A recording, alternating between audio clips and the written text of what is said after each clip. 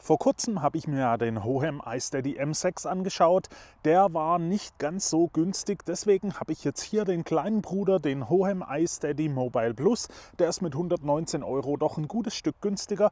Was dieser mobile Smartphone-Gimbal so kann, das möchte ich euch jetzt erklären. Hallo zusammen, ich bin Michael und heute gibt es von mir ein Video zum Hohem iSteady Mobile Plus. Und wie ihr hier auf dem Bildschirm erkennen könnt, nehme ich das Ganze heute mit dem DJI Osmo Pocket 3 auf. Ich habe dazu das DJI Mic 2 und bin gespannt, was da so rauskommt. Aber darum soll es jetzt gar nicht gehen, sondern eben um den Smartphone Gimbal. Und da möchte ich auch gar nicht lang drum rumreden, sondern euch direkt mal zeigen, was die Stabilisierung hier so kann. Deswegen gehen wir doch einfach mal zurück und laufen hier ein bisschen den Weg lang. Ich stabilisiere das Ganze mal, dass es relativ gerade aussieht. Und dann beschleunige ich mal ein bisschen und renne mal ein bisschen. Und ihr könnt hier jetzt schon am Ergebnis sehen, dass die Stabilisierung schon recht gut funktioniert. Ich habe hier mein iPhone 15 Pro Max drauf, das hat also schon ein ordentliches Gewicht.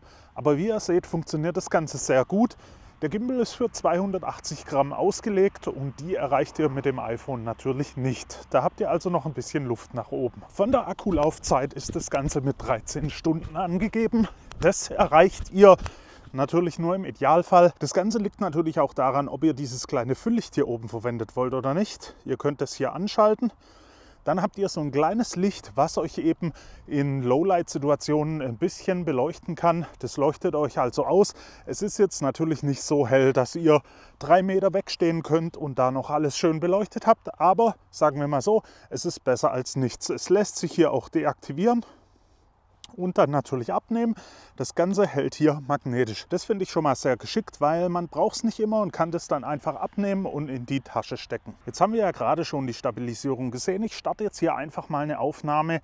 Wir sind jetzt hier beim einfachen Zoom, also bei der Hauptlinse. Und wenn wir das hier mal aufnehmen und dann nochmal hier lang rennen,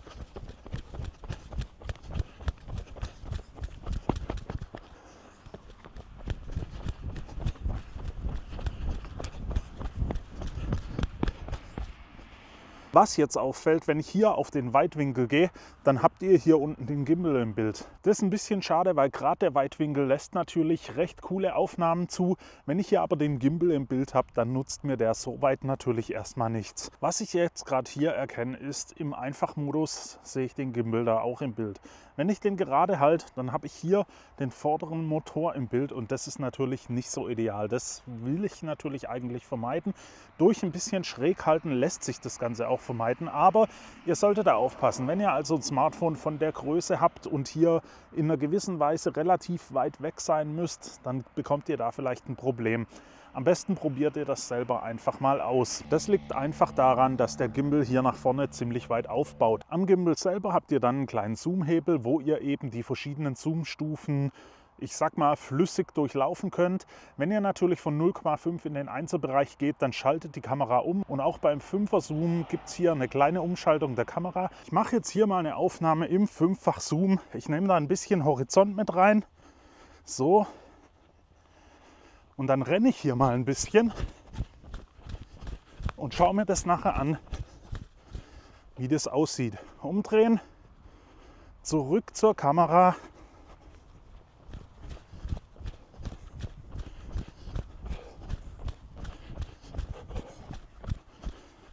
So, und dann schauen wir uns das hier gerade mal an. Wenn man das jetzt mal betrachtet, wir haben hier so einen leichten Wobbel drin.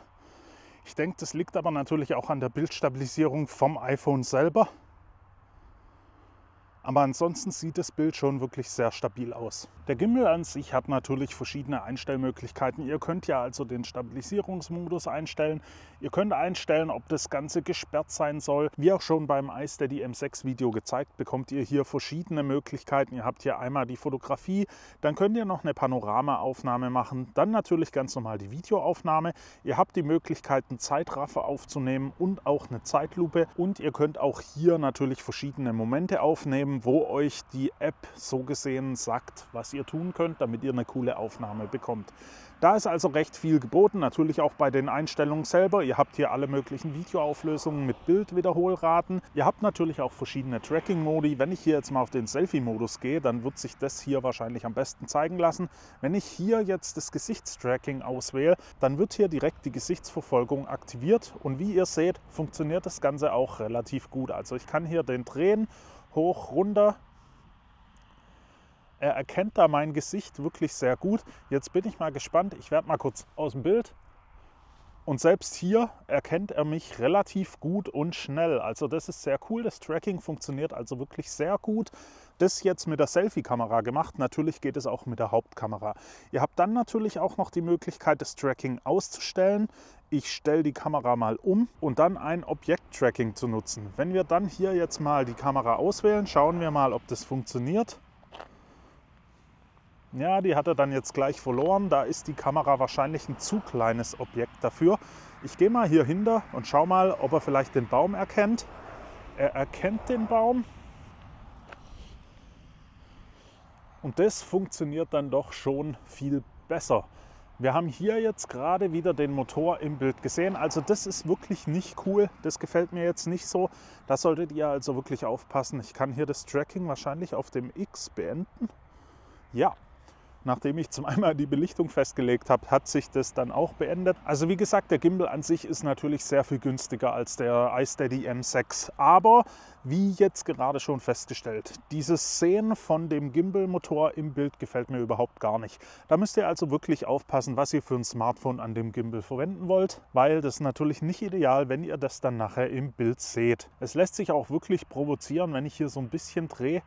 Das ist echt nicht so ideal und das Ganze tritt natürlich bei der 0,5-fach Kamera dann doch noch deutlicher auf. Ansonsten habt ihr natürlich auch hier in der App noch die Möglichkeit, die Belichtung manuell einzustellen. Ihr könnt da also in den manuellen Modus gehen und hier die Verschlusszeit auswählen, sodass das Bild nicht mehr so überbelichtet ist. Auch die ISO lässt sich einstellen. Hier habt ihr also viele Möglichkeiten, eure Belichtung noch manuell festlegen zu können. Wenn wir die Auflösung dann mal noch auf 1080p legen und hier auf 30 FPS gehen, dann haben wir hier oben noch die Möglichkeit, diverse Beauty-Filter anzuwenden. Das ist natürlich jetzt nicht unbedingt meins. Ihr habt da eben die Möglichkeiten, da ist noch ein bisschen Spielerei dahinter. Ihr habt auch hier die Möglichkeit, eine Gestensteuerung zu aktivieren. Die funktioniert auch relativ gut. Da könnt ihr also vor die Kamera hinstehen und mit einer Geste das Ganze starten oder stoppen. Das ist natürlich im Ein-Mann-Betrieb gar nicht mal so schlecht. Ansonsten habt ihr noch Einstellungsmöglichkeiten wie die Bildgröße und so weiter. Ihr könnt den Arbeitsmodus vom Stabilisator einstellen. Ihr könnt die Geschwindigkeiten einstellen für die Neigung und auch wie sich der Joystick verhalten soll und so weiter. Da sind also schon relativ viele Möglichkeiten gegeben. Wie gesagt, es ist wirklich schade, dass ich hier jetzt im Bild so gesehen den Motor drin habe. Wie gesagt, das liegt einfach daran, das Smartphone ist hier ziemlich weit weg vom Motor und dadurch ergibt sich hier eine Weite, wo schon in den Bildwinkel von der Linse reinkommt. Ansonsten kommt der Gimbal natürlich so, wie ich ihn jetzt hier in der Hand habe. Ihr bekommt da noch eine tolle Packung dazu und noch ein USB-C-Kabel zum Laden. Ihr habt hier den USB-C-Anschluss. Der Gimbal an sich kommt also auch mit dem kleinen Fülllicht, was ich euch schon gezeigt habe, was hier magnetisch oben dran ist und eben diesem kleinen Tripod, was sich hier über die Viertelzoll-Gewinde unten am Gimbal montieren lässt. Da habt ihr also die Möglichkeit, den überall abzustellen und das funktioniert natürlich auch sehr gut. Packt euch da einfach mal Links in die Beschreibung unten, dann könnt ihr euch das Ganze mal anschauen. Ihr solltet euch davor nur wirklich informieren, ob euer Smartphone da vielleicht Probleme macht mit diesem ganzen Aufbau und eben dem Weitwinkel von eurem Objektiv am Smartphone. Ansonsten war es das von mir. Ich hoffe, das Video hat euch gefallen. Wenn es denn so war, lasst mir ein Like da. Ich hoffe, mein Aufbau hier jetzt mit dem Pocket 3 und dem Mikrofon hat funktioniert. Das werde ich dann jetzt im Nachhinein sehen. Bei Fragen oder Anregungen könnt ihr diese gerne in den Kommentaren hinterlassen und dann hoffe ich, sehen wir uns beim nächsten Mal wieder. Bis dahin wünsche ich euch eine gute Zeit. Ciao.